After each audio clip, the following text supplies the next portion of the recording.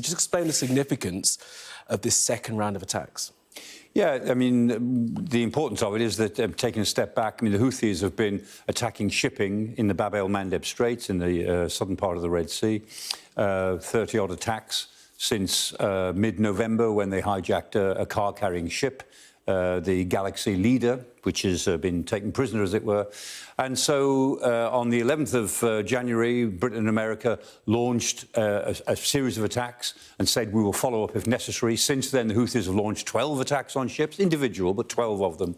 And so last night, there was a second round of British and American attacks. Again, I mean, the American attacks were far and away the more numerous, but Britain did exactly what it had done before, flying from Akrotiri in Cyprus, right up there in the north of the map, flying 1,600 miles into Yemen, over the target area in Sana'a, and then out again, so 3,200 miles.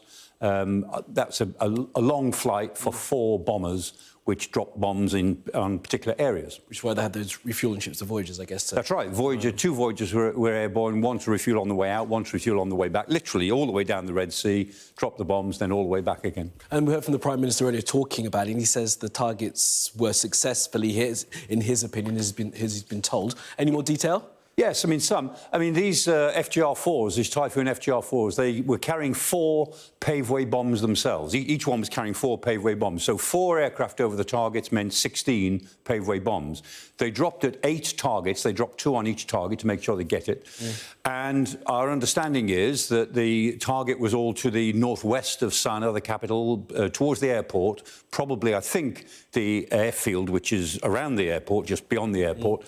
And my understanding is, to be confirmed, I think, later on, probably, that they were SAM sites, surface-to-air missile sites. Yeah. So fixed sites, radars, missiles, launchers that are used in the air defence of Sana'a. The important point is that these were not related to attacks on shipping in the Red Sea. This is Britain taking down air defences of the Houthis, in a sense to make them pay more for what they're doing and also to make them more vulnerable to whatever might happen next. Yeah, and is that...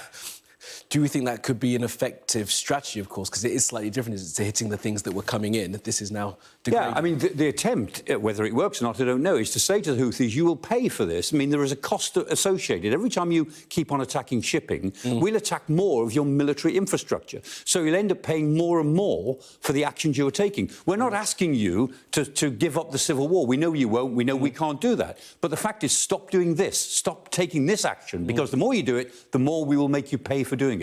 Final thought then, and the reason that the Houthis say they're doing this is the situation in Gaza. What's the latest on the ground there? Yeah, I mean, the big news today is the Israelis losing 21 reservists, blowing up. They were involved in about to blow up 2 buildings in Gaza, and there was a tank outside to protect the 20-odd troops who were engaged in this operation.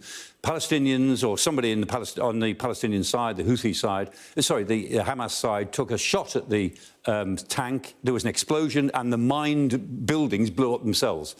So what was intended to be a demolition exercise turned into a massive bomb that has created this problem for the Israeli Defence Forces. 21 reservists all in one go.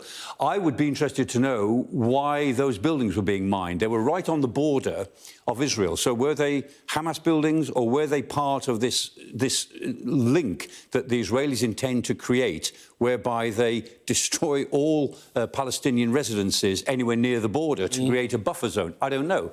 But I'd be interested to find out why they were mining those particular buildings. But in this case, it all went terribly wrong for them, and 21 soldiers died as a result. In the pitch, you can see the complete devastation there. Still fighting. I mean, they're still fighting on Khan Yunis. The Israelis say, and that's now confirmed, they've surrounded Khan Yunis in the south. And the Hamas are putting up quite a resistance around Khan Yunis, particularly around, again, the hospitals. Yeah. They obviously think they've got something to defend in, around and underneath the hospitals.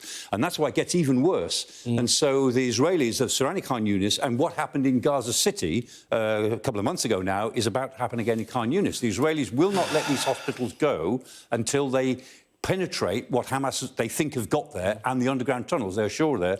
And they think that the leaders of Hamas, they still got the 2 big leaders, they're after Yahya Sinwar and Mohammed Deif. They think that's where they are.